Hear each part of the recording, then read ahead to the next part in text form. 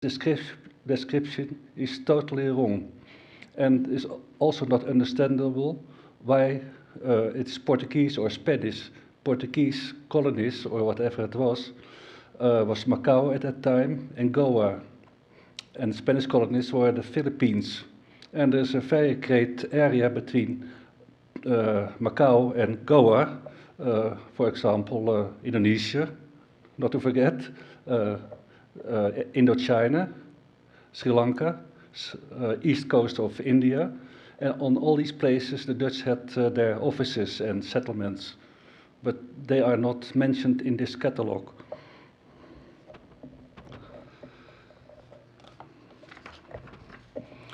A serious error made in a publication about the ancient filigree is that they systematically ignore a most clarifying observation by perhaps the most important author about Sumatra. There is no manufacture in that part of the world, and perhaps I might be justified in saying in any part of the world, that has been more admired and celebrated than the fine gold and silver filigree of Sumatra. Willem Marsden is really the most important writer in the 18th century about Sumatra, and probably also long after that. And he was never mentioned. And he says very clearly that the filigree of Sumatra is so very important, and nobody never mentioned, also not in this catalogue of the Hermitage Museum in Amsterdam. In my study, I limited myself to a particular group of boxes, as we just have seen in plate 15, and also here in plate 17. These boxes has a lock like this, with the keyhole underneath. It has very often open work, sometimes filled with enamel, with a Chinese style base, and very often the lid is with domes, arches, or vaults, how you call it, here straight, and the sizes look somewhat like a 19th century Siri box. Here you see with the 5 arches, very typical for this work, and also here the columns looks European, but could also be Chinese.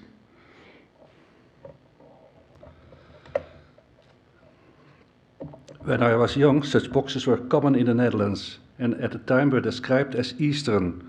These days, they are especially found in the international art trade, where they are described as as Indo-Portuguese, as they did in the Hermitage.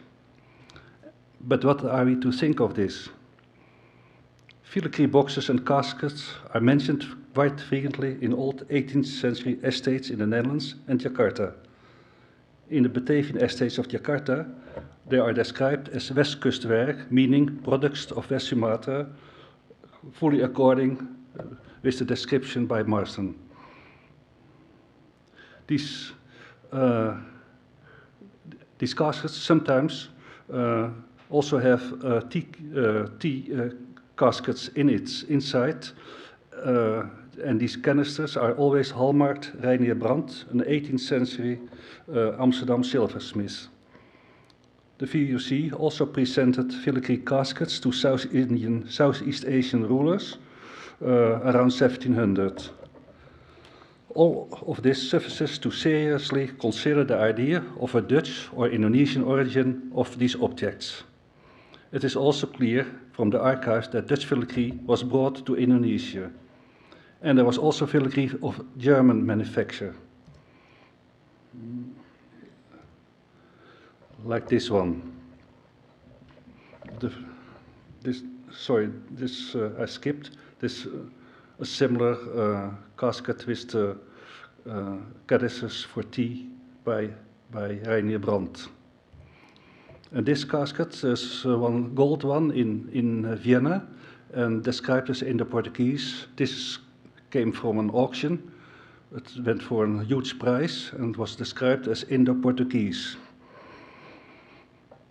But it is certainly German. In all, it is German. It is not understandable why somebody could ascribe that to Indo-Portuguese manufacture. The fact that these days these caskets are ascribed as Indo-Portuguese has, aside from the much higher market value, to do with a Portuguese publication about filigree.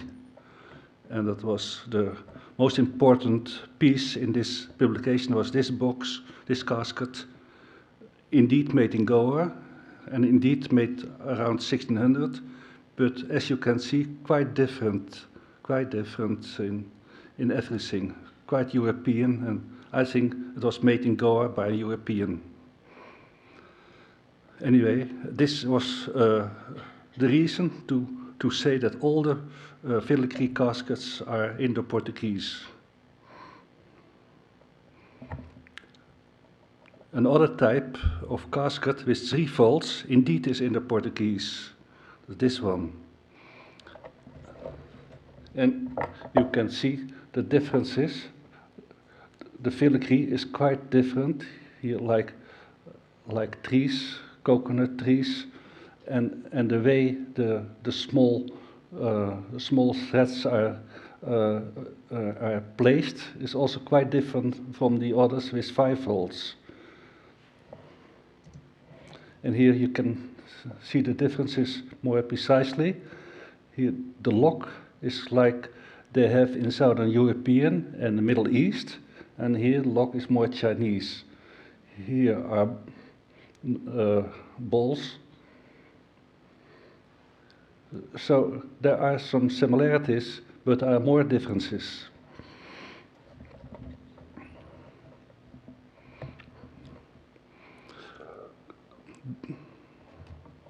So the details like the Chinese base and betray Chinese influence and the lid.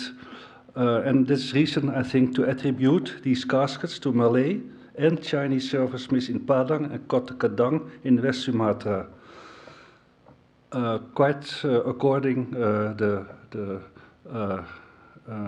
article by William Marston in his book about Sumatra. And also quite as it is described in old inventories. But there's more now, and that's very dangerous to say it, of course, but here, these things are described as Indo-Portuguese. But in old inventories of Sumatra, I found also Rhino beakers with filigree.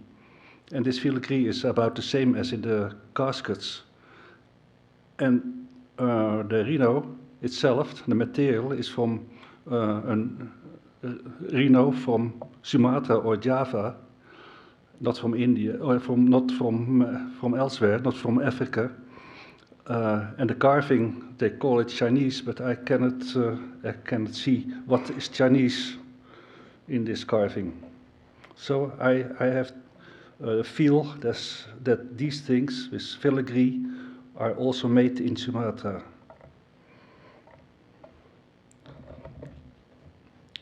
Completely different subjects are small ivory cabinets and caskets from Sri Lanka, which were made there during the period of Dutch presence along the coast of the island.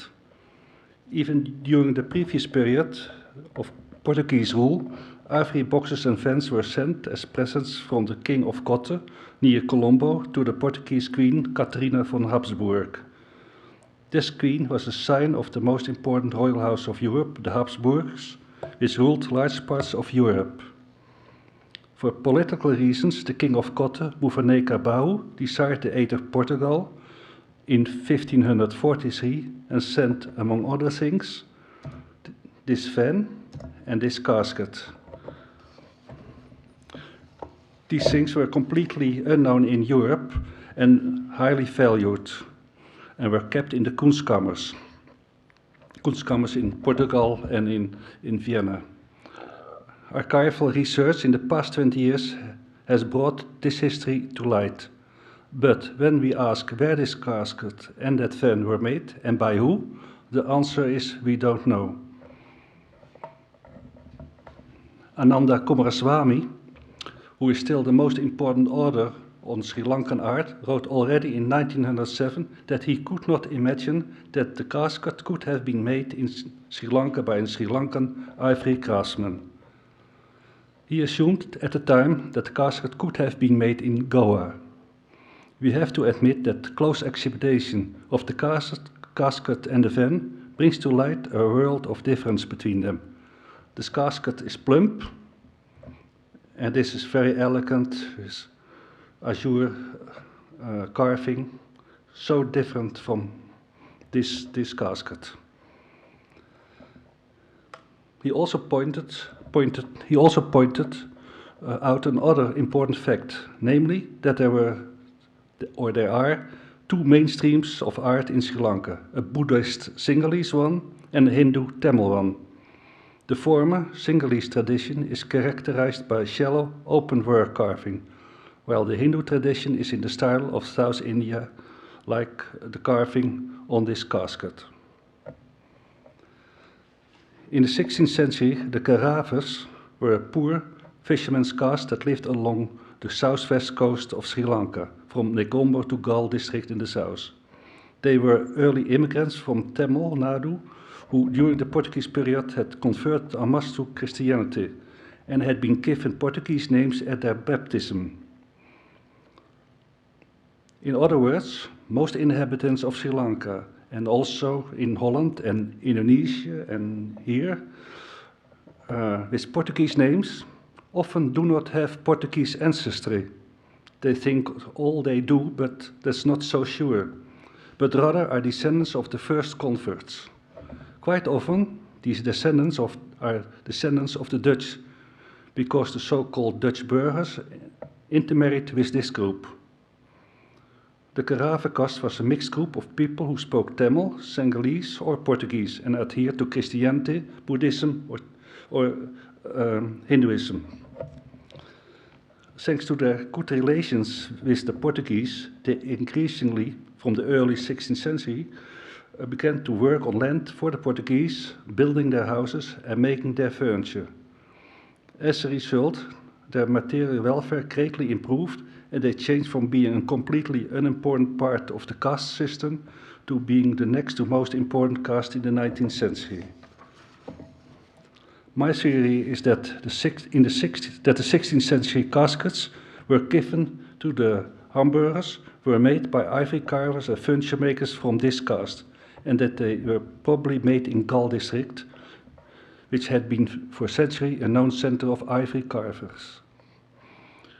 They were not made by recent Tamil immigrants who did not, or not yet, belong to the Karava caste. But I will explain this later. The fans are really Sinhalese and probably made in cotton. If I now look at examples when the Dutch lived in lowland Sri Lanka, in Sinhalese called Pahatarata, we note three kinds of carving.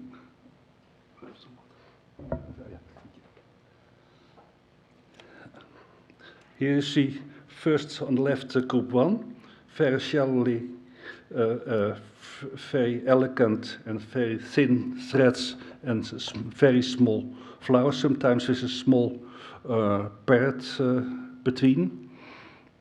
Group 2 is more deeper carving with one special thing. Here you see a stem that goes through, and here you see this flower head, and it's very typical for this group. And this type is more deeply carved, the bigger flowers, and here's also a flower in the mid, and here stems, but it is not the head itself like this. Attempts have been made to attribute these to a certain district in Sri Lanka, to wit Jaffna, Colombo, Gal and Kandy. And I believe a month ago there was an Abeltje Hartkamp who told about these districts and places where they could have been made. But as I see it, the division should be made along caste lines, and reasoning along those lines will also clarify why a certain type might have originated in a certain area. But let me now explain about the casters.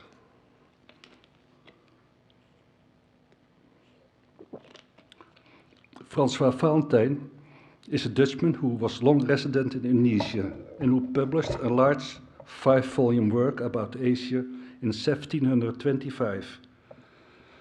In writing his work, he also made use of others, but these manuscripts have lost since then. He gave a detailed description of different casters in Sri Lanka. Thus, he listed ivory carvers and cabinet makers in one sentence, belonging to a single caste, namely the Edat Ketiyam Karaya caste. Strangely, this word is neither explicitly mentioned nor explained in any Western publication about ivory furniture. But we shall do it now. And this will immediately clarify the situation for you. Here, this long word, the first part, Edat, means elephant tusk or ivory. Karaya of Karaya is worker. But the most important part of this long word is Ketiyam. Ketiyam means engraving or carving, but the carving is then like engraving, not very deep. Keta is just a coconut shell, so you can understand how deep the carving could be.